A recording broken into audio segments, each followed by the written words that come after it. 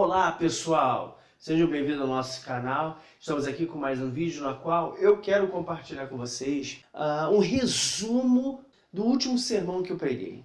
E eu falei sobre algumas verdades dentro da oração modelo do Pai Nosso. Bom, a oração modelo todo mundo conhece e por muitas das vezes ela é repetida como um mantra.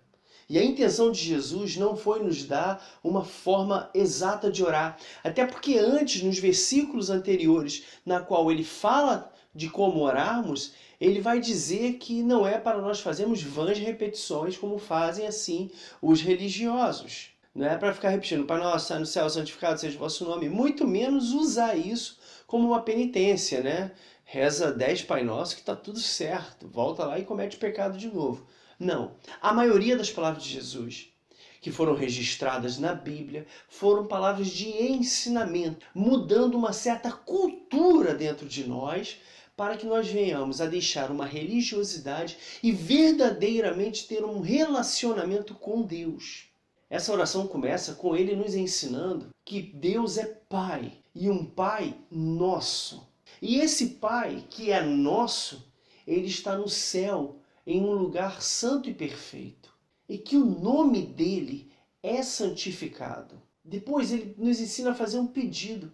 Venha a nós o vosso reino, seja feita a vossa vontade, assim na terra como no céu.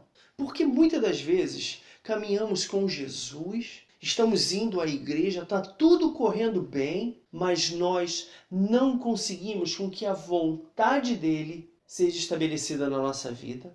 Porque muitas das vezes nós não conseguimos que a vontade de Deus, que é boa, perfeita e agradável, seja como é no céu, aqui na terra, na nossa vida. Em primeiro lugar, Deus não quer o inferno na vida de ninguém. Ele tem vida plena, vida boa, vida abundante para aquele que crê e caminha com Jesus. Mas por que muitas das vezes nós não temos essa vida plena? Nos versículos subsequentes, eu encontrei algumas respostas naqueles pedidos que fazemos para Deus, através da oração modelo do Pai Nosso. O primeiro pedido, ele fala do pão nosso de cada dia nos dai hoje. Existem necessidades que são diárias. Então a primeira coisa que eu aprendo com esse versículo é que esse pão nosso de cada dia nos dai hoje atenta para as coisas que eu deveria fazer hoje e não amanhã. Porque se eu deixo para fazê-las amanhã, elas não vão ser feitas hoje, elas deveriam ter sido feitas ontem. Vocês conhecem a história do rico e do Lázaro? O rico vivia muito bem e Lázaro vivia na miséria e tinha seu corpo cheio de chagas, cheio de feridas purulentas. E somente os cachorros se compadeciam dele e vinham lamber as suas feridas para aliviar a dor. Pois bem, os dois morrem. Lázaro, ele vai para o paraíso, ele vai para o seio de Abraão. E o rico vai para o inferno. Chega lá, o rico ora a Deus, pedindo para que Lázaro pelo menos encostasse a mão na água e passasse na língua dele para refrescá-lo. Depois ele se lembra dos pais e dos irmãos que estão na terra para que não venham sofrer o mesmo problema que ele está sofrendo. Veja que esse homem lembrou e começou a tomar atitudes tarde demais. Orar, reconhecer Lázaro, lembrar da sua família. Então a primeira coisa que eu aprendo para que o céu seja estabelecido na minha vida, eu tenho uma vida de paz, porque o céu na terra é paz na terra. O céu na minha casa é paz na minha casa. Então a primeira coisa que eu devo fazer, queridos, é pegar tudo que eu tenho para fazer hoje e fazer hoje. Não deixe para amanhã o que pode ser feito hoje. A segunda coisa está no versículo seguinte, na qual diz assim: perdoa nossas dívidas assim como nós perdoamos aqueles que nos devem. Em algumas versões está escrito: perdoa nossas ofensas, assim como nós perdoamos aqueles que nos têm ofendido. Jesus está falando de atitudes que nós tomamos no passado e que geram uma culpa, na qual nós devemos pedir perdão. Há um tempo atrás, eu fui orar E na oração eu comecei dizendo: Pai, me perdoa. Eu fui pedindo perdão, eu estava constrangido por conta dos meus erros, dos meus pecados. E ouvi uma voz lá no meu coração, mas tão íntima, dizendo: Filho, por que me pedes perdão?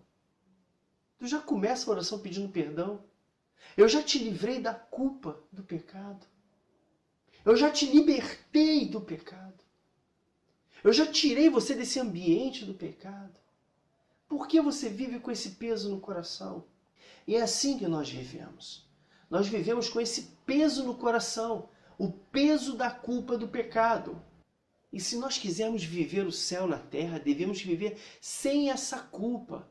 Romanos 8:1 vai dizer que já não existe mais condenação para aqueles que estão em Cristo Jesus. Mateus 18, 21 e 22 vai dizer que nós devemos perdoar não 7 vezes, mas 70 vezes 7. Perdoar é se livrar do peso. Deixa eu falar uma coisa para vocês, querido. O perdão não apaga o passado, mas ele escreve um futuro. Então, se eu quero viver o céu na terra, eu tenho que aprender: eu estou livre da culpa do pecado. Eu fui liberto. Se quisermos o céu na terra, devemos deixar o passado no passado. Há um texto lindo na Bíblia que diz assim, que se alguém está em Cristo Jesus, nova criatura é. As coisas velhas já passaram. Para finalizar, no último versículo que eu aprendo como trazer o céu para a terra, está dizendo: não nos deixeis cair em tentação, mas livra-nos do mal. Ele está dizendo daquela tentação que vai vir, algo que aponta para o futuro. Veja que em relação ao pão, nós estamos falando do hoje, do presente. Das ofensas, nós estamos falando das coisas que aconteceram no passado. E agora nós estamos entendendo das coisas que estão por vir. Tentação é uma coisa constante na nossa vida. Mateus 4, o próprio Senhor foi conduzido ao deserto para ser tentado. Então nós vamos passar por tentações. A boa notícia é que nós podemos vencê-la. E esse pedido faz justamente alusão a isso. Nós podemos vencer a tentação com a ajuda de Deus. Nós não devemos andar ansiosos, com medo da tentação, com medo do mal. Não precisamos gerar em nós síndrome do pânico. E mesmo que as tentações venham, o mal tente nos alcançar, nós temos um Deus que cuida de nós. Toda a oração modelo, todo o Pai Nosso, é uma declaração de Deus que quer que a sua criação dependa dele.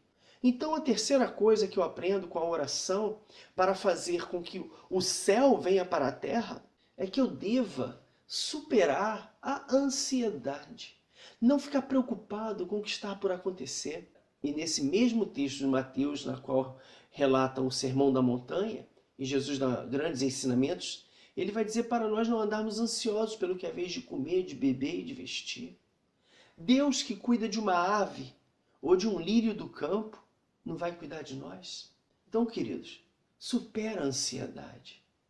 Não fique preocupado com o dia de amanhã, com as tentações que estão por vir.